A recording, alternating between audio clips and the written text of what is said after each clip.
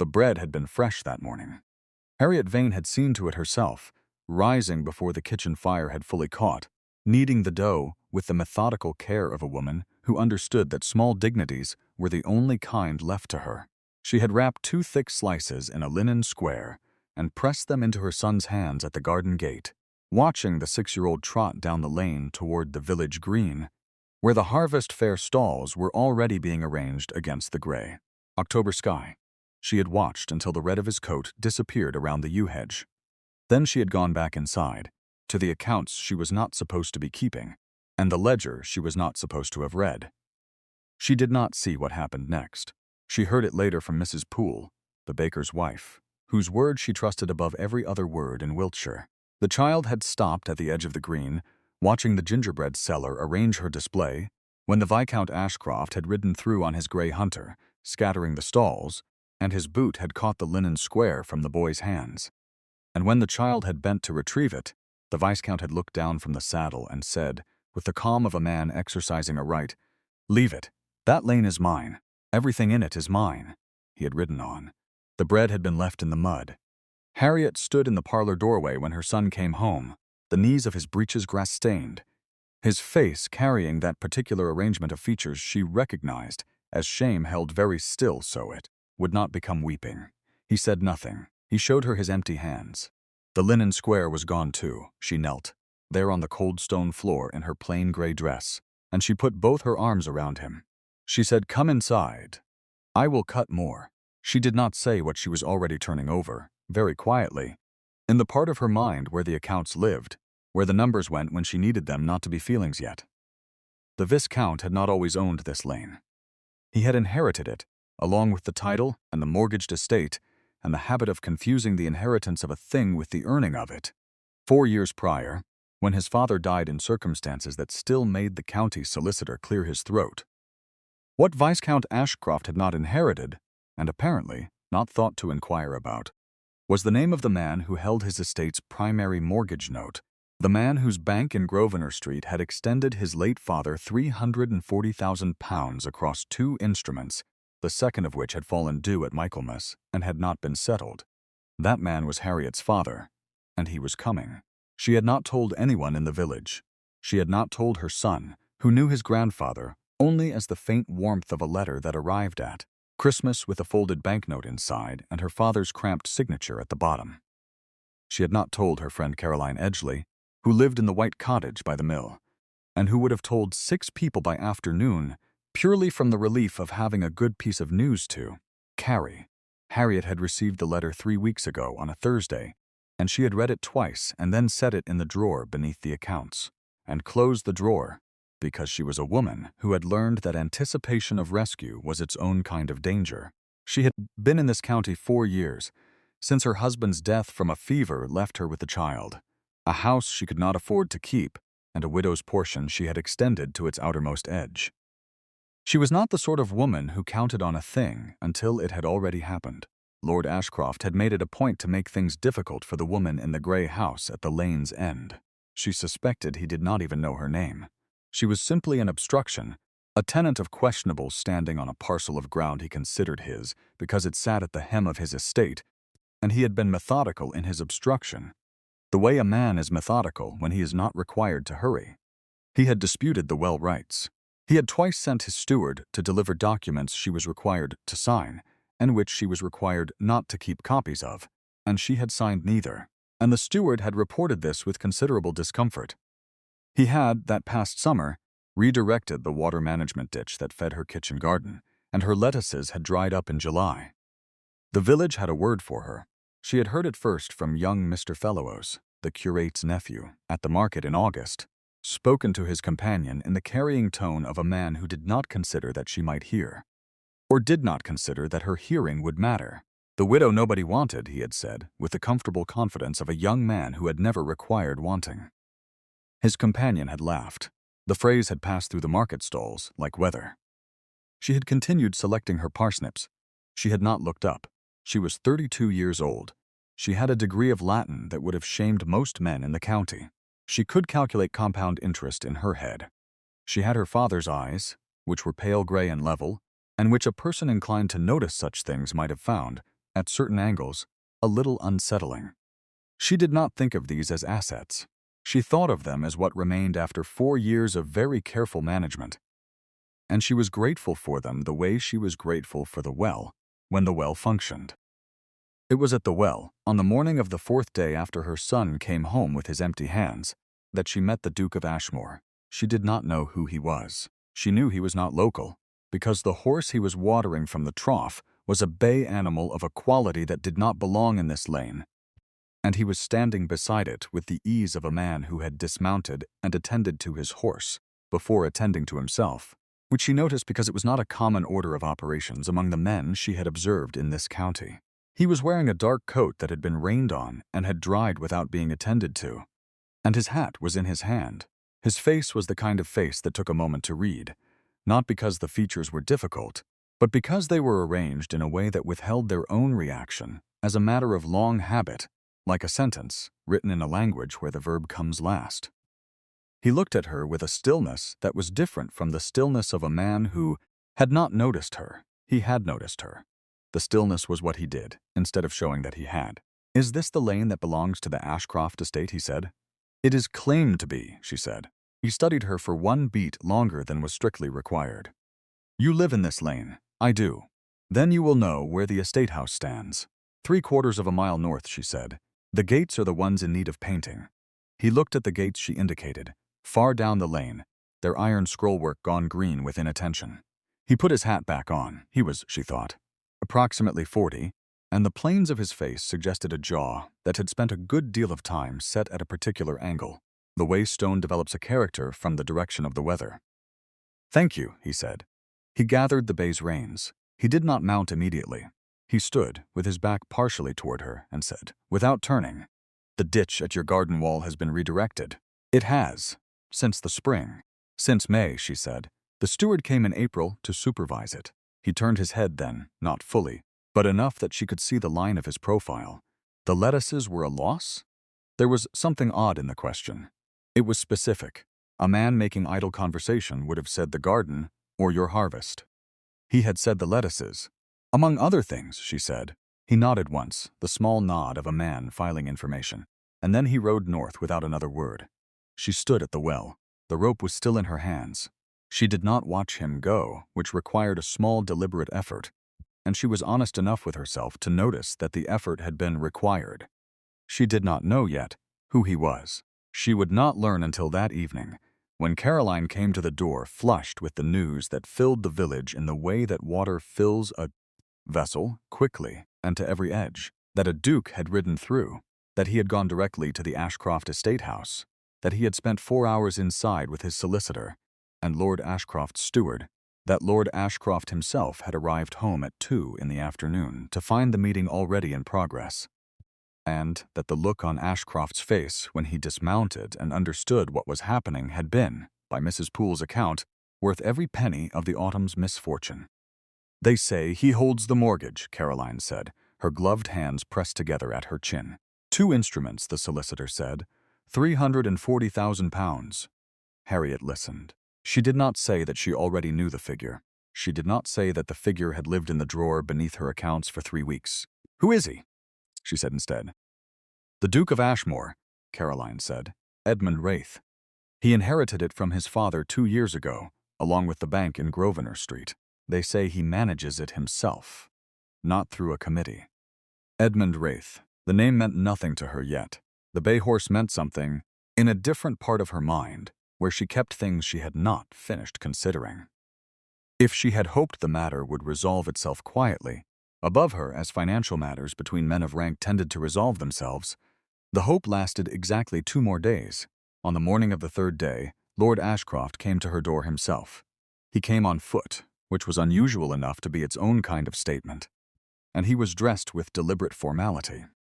His cravat knotted with the precision of a man who understood that the occasion required performance. He was 45 years old and had the build and coloring of a man who had expected life to arrange itself to his satisfaction and had spent 4 decades interpreting the world's failures to do so as the world's failing rather than his own. His eyes, when he looked at her in the doorway, were calculating in the manner of a man who had learned to calculate only one kind of variable. Mrs. Vane, he said. The use of her married name was already an instrument. Lord Ashcroft, she said. He said that he understood she was in an uncertain position, that a widow with nothing to fall back on naturally found herself in a difficult arrangement. He said that the estate was under certain pressures that he expected would resolve in the near term. He said that he had been considering, in that context, the situation of the house at the lane's end, which had been a source of some confusion regarding its standing, and that it would be better resolved quickly, for the sake of a widow with nothing to fall back on, which was the phrase he used twice, the second time with the satisfaction of a man who considers that naming a condition is the same as offering a remedy for it. He said that he was prepared to offer her a resolution that would settle the matter of her tenancy in terms that would benefit them both.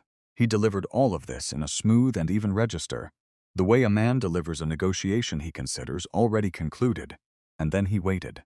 The proposal, when it came, was for her to sign a document he produced from his coat, which, in terms she was capable of reading, transferred the house and the surrounding quarter-acre to the estate proper in exchange for a consideration of £40 and a 12 months continued right of residence. £40. The house, by her calculation, was worth £600 at the county's current land prices. The 12 months of residence was worth nothing at all, since what came after 12 months was not named. She looked at the document. She looked at the place where her name was to go. "I will require time to review this," she said. "It is straightforward," he said. "Then it will bear reviewing," she said. He left. The document stayed in her hands, but she did not take it inside. She folded it with 2 careful folds and held it. She was thinking about a thing her father had said to her once when she was 17, and had asked him why he wrote every number down, even when he could hold it in his head without effort. "Because a number in my head is mine," he had said. "A number on paper is everyone's." She had not answered Ashcroft's proposal by the following morning, which meant she received, by messenger, a formal note from his steward, informing her that in light of certain questions regarding the original lease arrangement, which had been established with the previous estate owner, and not renewed under the current holder's authority, the tenancy of the property at the lane's end was to be considered month to month pending resolution, and that the current month's period would expire in 9 days. 9 days. This was when she understood that she had been wrong to think of this as a matter that would resolve above her. This was when she took the letter from the drawer and read it again, the one from her father, and looked at the date he had named for his arrival. 5 more days. She had not written to him about the ditch, or the documents, or the bread. She had not written to him about any of it. She was the daughter of a man who had built a bank from a single counting house on a cobbled street in the city of London, and she had inherited from him, among other things, the disinclination to ask for a rescue she was not yet certain she required. She had been certain until 9 days became the number. 9 days shifted the calculation. She wrote to her father that evening.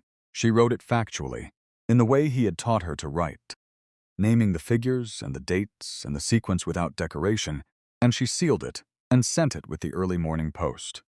She did not permit herself to calculate the odds of its reaching him in time, because that was the kind of calculation that produced nothing useful. 3 days after the letter went, she found Edmund Wraith at the well again. She had not been expecting him. The bay horse was there before she was, tied at the gate-post with a competent knot, and she stopped in the lane and looked at it for a moment, before she looked up and found him standing at the well's edge with his coat open, and his hat in his hands and his attention fixed on the ditch at the garden wall. He was examining it the way a man examines a thing he has already formed a view about and is now confirming. He heard her step and turned. Something altered in his face briefly, in the vicinity of his mouth, and then the usual arrangement reassembled itself. "The water level in the ditch," he said, by way of greeting, or what passed for greeting in his register. "It ran year-round before the spring." "It did," she said. She came to the well and set down her pail and did not look at him more than was necessary, because she had learned in the 3 days since their first meeting that something happened in her attention when he was nearby, a sharpening that was not quite discomfort and not quite its opposite, and she preferred not to examine it in public. "The redirection served no purpose to the estate," he said. "No agricultural purpose," she said. He looked at her. "You mean it was done to inconvenience you specifically?" "I mean the ditch was redirected in April, 2 weeks after I declined to sign a document from the estate steward." He went very still. It was different from the stillness she had observed at their first meeting. This was the stillness of a man in whom something had shifted that would require some time to shift back. "What document?" he said. "A maintenance agreement," she said. "That would have granted the estate easement rights over the full lane in exchange for well upkeep. I was asked to sign it without keeping a copy." "And the document Lord Ashcroft brought to your door 2 days ago," he said. "That was the second." She looked at him fully then. He should not have known about the second document. He had not been there. She had told no one. "Mrs. Poole told me," he said, reading her face with an accuracy she found briefly startling. "The baker's wife. She was at the lane gate with a delivery when Ashcroft left." He paused. "She also told me what happened at the harvest fair. The bread." She had not thought he would know about the bread. He did not say anything further about it. She had the impression he had decided not to say what he would have said first, and had said something else instead, and that the thing he had not said was of a sharper temperature than what he had produced. "What did you do with the document?" he said. "I have it," she said. "I did not sign it." "Good," he said. It was flat and direct and contained, beneath its surface, something that was not quite relief. He was quiet for a moment. The horse moved at the post 1 step and settled. "Your father," he said. "Reginald Vane." "Yes. I met him once," he said. "In the city. 7 years ago. He had come to a meeting my father called, regarding the consortium that held the Ashcroft instruments. He sat at the far end of the table and said very little, and at the end of the meeting, he was the only man in the room who had understood the whole of what was proposed." A pause. "He looked at me across the table in a particular way." "What way?" she said. "The way a person looks when they are wondering whether you will be worth knowing later," he said. She looked at the well rope in her hands. "He arrives on Thursday," she said. "I know," he said. "I have been corresponding with him." He said it quietly, with the care of a man who is not certain how the information will land, and who intends, at any rate, to deliver it cleanly. "Since the 2nd week of September. He wrote to me in August when the Ashcroft note came to term. He had received word from this county, from someone, regarding certain patterns of conduct on the estate's part. He asked whether the bank's position gave it any practical capacity to act in matters of tenancy disputes, as well as in matters of debt." He stopped. "It does." She stood very still. "He did not tell me he had written to you. He did not tell me he had a daughter in Wiltshire," he said. "I learned that separately." The October light was flat and low, falling across the lane without warmth. A sparrow moved in the yew hedge. She became aware that her hands had tightened on the rope, and she loosened them, 1 finger at a time. "Lord Ashcroft presented his proposal," she said, "under the condition that my tenancy expires in 6 days. It does not expire," he said. "I told him so yesterday, in writing, with the solicitor present." Something crossed his face that was not quite the almost expression she had seen before. It was more specific than that. He was not pleased. "No," she said, "I imagine he was not." "He has until the 15th of November to settle the second instrument," he said. "He will not. The estate will pass to the bank's management on the 16th, at which point any question of tenancy in this lane resolves according to the bank's terms, not his." She looked at him. He was watching her with the particular qualities she had noticed the first morning, the one that withheld its own reaction, until it had finished gathering what it needed. She had the distinct sense that he had been gathering for some time, considerably longer than she had realized, and that the gathering had a direction. She did not name the direction. She was not ready to name it. She said, "My son is 6 years old." She said it because it was the thing she needed him to know before any other thing. "I know," he said. "His name is Thomas." He said it the way he said most things, levelly, without decoration. "I have also been told that he likes the gingerbread seller at the harvest fair and was deprived of his bread in a public lane by a man on a horse." He looked at the ditch again. "The ditch will be returned to its original course before the end of next week. I have sent men already." She thought that she would say something measured, something appropriate to the occasion, something that was not the thing she was actually feeling, which was a warmth that had no business being as large as it was given the circumstances. She said, "Thank you." He looked at her directly. "Come inside," he said, and then caught himself, because there was no inside to be invited into. They were standing in a lane, and what he had meant to say was something else, something he had not quite finished constructing. He said instead, "Eat something warm. It is cold." And then he turned and untied the bay horse and did not mount immediately, and she understood, in the pause before he did, that the instruction had been aimed at himself as much as at her. She watched him go. She did not pretend she was not watching. If you have ever stood in a lane in October with cold hands and a warm chest and a feeling you had deliberately misfiled for too long, you may understand something of what she was carrying when she went back inside. Thursday came. Her father arrived in a hired chaise at 10:30 in the morning, which was unlike him, because he had always preferred to be early, and the fact of his being 30 minutes late told her, before she saw his face, that he had come by way of the Ashcroft estate house. He came in and embraced her and looked at Thomas, who had his grandfather's eyes, and was already showing signs of the same unhurried appraisal with which those eyes surveyed the world. And then he sat down in the parlor chair and accepted tea, and said nothing for a moment that felt like it was doing considerable work.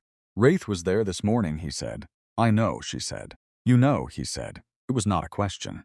It was the tone he used when he had formed a view, and was pleased to find evidence for it. He went to the estate at 8. Ashcroft sent for counsel, which was, under the circumstances, optimistic. He held his tea in both hands. He was 68 years old, and had the look of a man who had spent 50 of those years watching the world do something it was not supposed to, and taking notes. Ashcroft has proposed a counter-settlement. A partial payment on the first instrument, extended terms on the second, in exchange for the bank releasing the tenancy disputes and withdrawing from county matters. Harriet set down her own cup. "And Wraith's position?" "Wraith's position," her father said, "is that he will not release the tenancy disputes, and that any settlement of the note must be accompanied by a formal acknowledgement that the easement documents and the letter regarding month-to-month tenancy were produced without legal standing, and that the ditch redirection was an act of deliberate interference with established water rights." He looked at his tea. Ashcroft objected that these were internal estate management matters. "What did Wraith say to that?" she said. "He said that he would explain his position to the full assembly at Ashcroft's quarterly creditors' meeting next Friday," her father said, "and that the steward and the solicitor who drew the documents were welcome to attend and offer their account." The quarterly creditors' meeting. Every man of substance in the county who had done business with the Ashcroft estate would be present. The magistrate, the land agent, the mill owner, the rector, Mrs. Poole's husband who had extended bread credit for 3 seasons and not been paid. Harriet looked at her hands. "He is not a man who does the minimum," her father said. He could have simply called the note and managed the estate transition. He chose to do the other thing first. She knew what the other thing was. She had known, standing in the lane, from the moment he said the lettuces. Thomas came into the parlor from the garden, his boots muddy, his face open with the particular satisfaction of a morning spent collecting things from damp earth. He stopped when he saw his grandfather and performed the small gravity of a 6-year-old receiving a visitor of importance. He shook his grandfather's hand. His grandfather shook it with complete seriousness. "I hear you go to the harvest fair," her father said. "There is gingerbread," Thomas said. "There will be again in the spring." Her father looked at her over the child's head. She looked back. On Friday morning, Harriet dressed in her gray wool, which was her best, and pinned her hair with the pearl drop earrings that had been her mother's, and she walked Thomas to Mrs. Poole's cottage, where Thomas would spend the morning in the warmth of the baker's kitchen and the company of the baker's 3 children. Then she walked to the village hall, where the creditors' meeting had assembled. She had not been invited. She had not been excluded. The meeting was a quasi-public proceeding of the kind the county conducted in its own way, which meant that the wives of tradesmen attended, as a matter of course, and so did the widows of men who had held notes, and she was, technically, in neither category, but she was the woman in the gray house at the lane's end, and Mrs. Poole was a woman of standing, and the combination had produced, by some unspoken negotiation she had not been party to, a chair at the back of the hall between Caroline Edgeley and the rector's sister. Lord Ashcroft was at the front, with his counsel on one side and his steward on the other. The steward had the expression of a man who had been told this morning what the morning would contain and had been unable to improve his position in the available time. The counsel was making notes with the speed of a man who had already understood this was for the record rather than for the outcome. Edmund Wraith sat at the head of the long table, with a single folder of documents and the solicitor from Grosvenor Street. He was wearing a dark coat that had been attended to this time, and his cravat was correctly dressed, and he had the composed look of a man for whom the occasion required no particular performance because the position was already established in law. He did not look at her when she came in. He did not look at her for the first 40 minutes of the meeting, during which he presented the instruments, the letter of correspondence between the bank and the estate spanning 4 years, the steward's signature on the water rights document, and the dates of the ditch redirection as against the dates of Harriet's refusal to sign the easement paper. He presented these as a man presents figures, without temperature, without triumph, naming the sequence and the amount and the date, and then setting each page down. Ashcroft spoke twice. The first time, he said that the tenancy dispute was a separate matter from the financial instruments and should be treated separately. Wraith said that the tenancy dispute had been conducted as an instrument of financial coercion and cited the 9-day letter and the redirection of the ditch as evidence, and moved on. The second time, Ashcroft said that the woman in question had no standing in this proceeding, that she was a widow with nothing to fall back on and no legal interest in the matter being discussed. He said the phrase with the rehearsed ease of a man who had used it before and found it effective. The room went quiet in a particular way, the quiet of a room in which most of the people assembled had bought bread from Mrs. Poole's husband and had heard the story of the harvest fair from their wives, and in which the phrase "a widow with nothing to fall back on" had now been spoken by its owner twice in her hearing, in 2 different rooms, to the same deliberate end. Wraith looked down at the table for 1 beat. He picked up his pen. He set it down. He looked at Ashcroft with the expression of a man who has reached the minimum sufficient response and intends to deliver it without excess. "That woman," he said, "is under the protection of this bank." 8 words. He said them levelly in his plain register, in the voice he used for figures and dates. The room heard them as something considerably larger than what they were. Ashcroft heard them as what they were. He heard the word protection and understood what it meant, not in the warm sense in which the room was receiving it, but in the procedural sense, the sense that meant the bank's interest in the property at the lane's end was a matter of record, that any further interference with that property would be interference with the bank's position, and that the bank's position was backed by £340,000, and a duke who managed it himself. His counsel made a note. His steward looked at the window. Ashcroft said nothing further. The steward was asked to produce his records for the water management redirection. He produced them. They were entered. The solicitor for the bank confirmed the formal acknowledgement was required and dated. Ashcroft's counsel signed where indicated. The note was called in full. The estate's management transition was set for the 16th of November, with the bank's appointed agent to assume oversight. Every creditor present received confirmation of their position in the queue. It took 4 hours and a great deal of paper. It was the most complete dismantling of a man's posture that Harriet had ever witnessed, accomplished entirely through the patient accumulation of correctly dated figures. She sat in her chair at the back of the room and watched it happen and felt, through the gray wool and the November cold, and the particular exhaustion of having lived in uncertainty for 4 years, a warmth that was not quite triumph. It was closer to the feeling of a window opened in a room that has been shut too long. The meeting concluded. The men of the county dispersed in 1s and 2s, with the murmur of people recalibrating what the county now contained. Lord Ashcroft left first, with his counsel, and did not look at the back of the room. The steward left after him more slowly, with the look of a man revising his understanding of where his loyalties should have been placed. Edmund Wraith gathered his folder. He spoke briefly to the solicitor. He signed 2 more documents. He accepted, with a brief nod, the hand of Harriet's father, who had been seated at the edge of the creditors' table, and who shook it with the economy of a man who had said what was necessary in letters and did not require further elaboration. Then he crossed the room. He walked directly, with no hesitation in the way he did most things, and he stopped in front of her and looked at her in the lane morning way she had grown familiar with over the past week, the kind of looking that was also a form of attention no one else in her life had thought to extend. Caroline Edgley found somewhere else to look. The rector's sister developed a sudden interest in the window. "The ditch was restored this morning," he said. "I saw it," she said. "Your father has reviewed the bank's terms for the property at the lane's end," he said. "He suggests you might do the same when you are ready." "What do the terms say?" she said. "That the property reverts to freehold," he said, "in your name." Subject to no easement, no encumbrance, no estate claim. He stopped. He looked at her with the directness of a man who had decided, at some point in the last 10 days, to be done with withholding. There is a condition. What condition? She said. That the occupant of the property at the lane's end will take my name, he said, if she is willing. The room, which was not empty, and which had several people in it who were giving every appearance of not listening very attentively, produced a silence of the kind that a room produces when it has decided that the moment occurring within it is one that will be recounted for some time. She looked at him. He looked at her.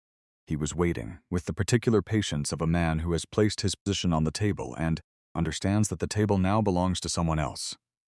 Thomas comes with the property, she said. He does, he said. I have already informed your father. She thought of a 6-year-old with his grandfather's eyes and his empty hands and the particular shape of a small person's dignity held very still. She thought of a lane in October and a question about lettuces. She thought of the bay horse tied with a competent knot. Then I am willing, she said. He said nothing further. He did not need to.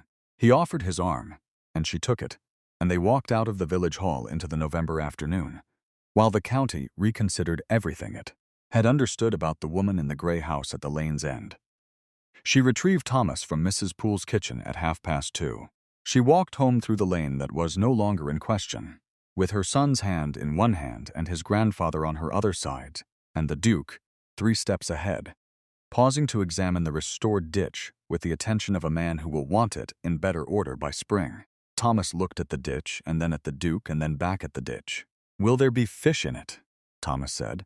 Edmund looked down at the child with the expression she had been watching arrange itself across his face for 10 days, the one that was not quite readable and was, upon careful reading, entirely legible.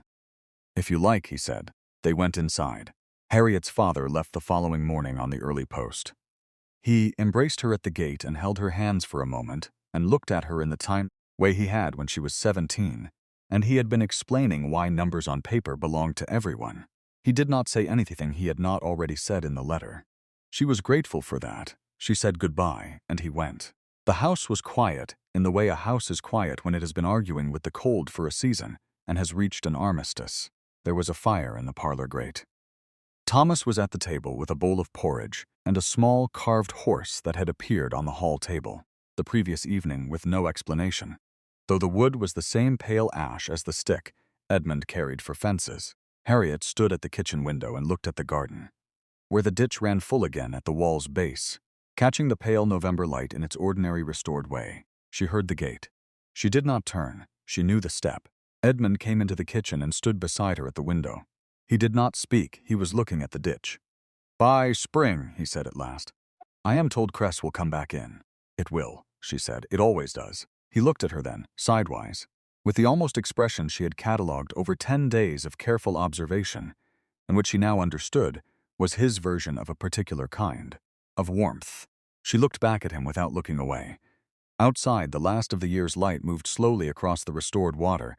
Inside, her son made a sound of satisfaction with his porridge, the small, complete sound of a child at a table who has decided that this room is his. The carved horse stood on the edge of the bowl. The fire settled in the grate. There are moments that do not require narration to be understood. This was one. If you stayed this long, then you know. Thomas looked up from his bowl and regarded the 2 adults standing at the window with the unimpressed assessment of a 6-year-old who has understood, in the efficient way of children, that the morning is settled. Will there be gingerbread, he said, at the spring fair? Edmund looked at Harriet. Harriet looked at Edmund. Yes, she said. The ditch ran on, full to its banks, catching whatever light remained.